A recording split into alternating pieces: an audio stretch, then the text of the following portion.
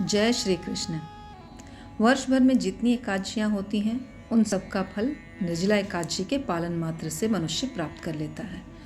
तो आइए भक्ति भाव से हम निर्जला एकादशी की कथा को सुनते हैं। युधिष्ठिर ने कहा, हे जनार्दन, ज्येष्ठ मास के शुक्ल पक्ष में जो एकादशी पड़ती है, कृपया उसका वर्णन कीजिए। भगवान श्री कृष्ण ने कहा, हे राजन, इसका वर्णन परम धर्मात्मा सत्यवती नंदन व्यास जी करेंगे, क्योंकि ये संपूर्ण शास्त्रों के तत्वज्ञ और वेद वेदांगों के पारंगत विद्वान हैं।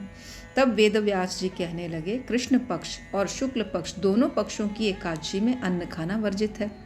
यह सुनकर भीमसेन व्यास जी से कहने लगे कि हे पितामह, भ्राता युधिष्ठिर, माता कुंती, द्रौपदी, अर्जुन, नकुल और सहदेव आदि सब एकादशी का व्रत करने को कहते हैं, परंतु महाराज, मैं उनसे कहता हूँ कि भाई, मैं भगवान की भक्ति पूजा आदि तो कर सकता हूँ, दान भी दे सकता हूँ, परंतु भोजन के बिना नहीं रह सकता।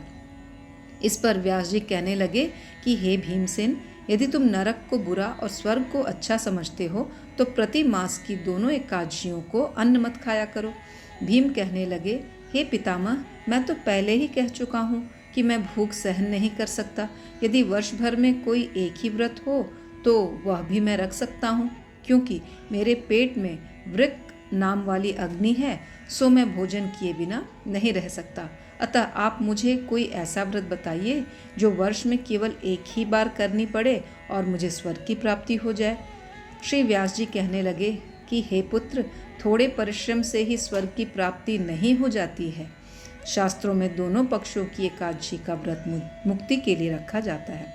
व्यास जी के वचन सुनकर भीमसेन नरक में जाने के नाम से भयभीत हो गए और कांपकर कहने लगे कि अब क्या करूं?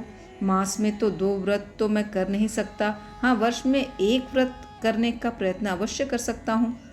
यह सुनकर व्यास जी कहने लगे कि वृषभ और मिथुन की संक्रांति के बीच ज्येष्ठ मास के शुक्ल पक्ष की जो एकादशी आती है उसका नाम निर्जला है।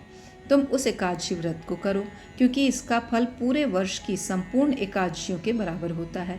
व्यास जी कहने लगे कि हे भीमसेन, यह मुझको स्वयं भगवान ने बताया है। इस एकादशी का पुण्य समस्त तीर्थों और दानों से अधिक है। इस प्रकार व्यास जी की आज्ञा अनुसार भीमसेन ने इस व्रत को किया। इसलिए इस एकादशी को भीमसेनी या पांडव एकादशी भी कहते हैं और इसे रुक्मणी हरण एकादशी के नाम से भी जाना जाता है।